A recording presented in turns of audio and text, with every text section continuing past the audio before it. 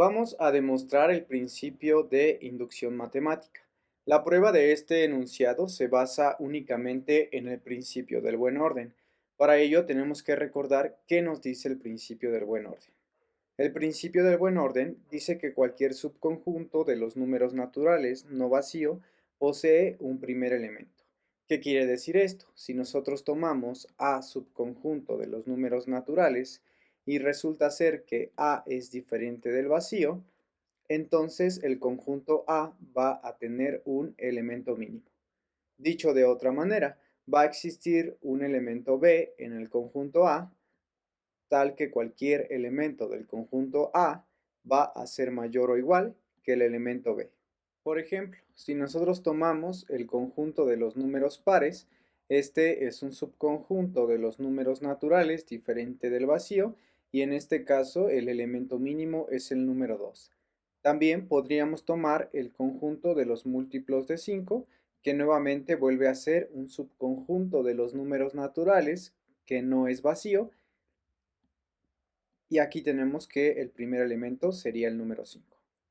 Los primeros dos casos representan ejemplos de subconjuntos infinitos de los números naturales, pero también puede ocurrir el caso de tener un conjunto finito. Por ejemplo, el conjunto que tenga el 45, al 30 y al 22. Este es un subconjunto de los números naturales que es diferente del vacío y en este caso su elemento mínimo es el número 22. Hacemos énfasis en que la prueba del principio de inducción matemática únicamente requiere del principio del buen orden. Antes de proceder con la demostración, vamos a recordar que dice el enunciado del principio de inducción matemática.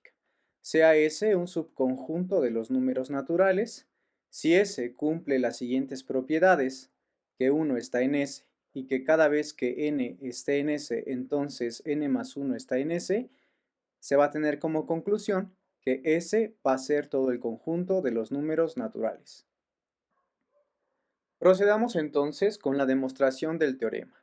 Sea S un subconjunto de los números naturales que cumple los incisos A y B. Y procedamos por contradicción, es decir, supongamos que S es distinto de los naturales. No olvidemos que lo que queremos demostrar es que si un subconjunto de los números naturales cumple los incisos A y B, entonces S va a ser igual a N. Proceder por contradicción sería negar que S es el conjunto de los números naturales, es decir, que S es distinto de los números naturales. Notemos primero que S es un subconjunto de los números naturales, por hipótesis. Además, acabamos de suponer que S es distinto de los naturales. Eso quiere decir que existe un elemento en los naturales que no está en S, por lo cual el conjunto n menos S es distinto del vacío. Recordemos que este conjunto, por definición, es el conjunto de todos los elementos que están en los naturales y que no están en S. Por el principio del buen orden, el conjunto n menos S tiene un primer elemento, ya que previamente habíamos dicho que n menos S era distinto del vacío, sea M dicho elemento. Por el inciso A, el número 1 está en el conjunto S. Además, M es un elemento de n menos S. Nuevamente hacemos énfasis en que este conjunto, por definición, contiene a todos los elementos que están en los naturales y que no están en S. Por lo tanto, M debe ser distinto del número 1.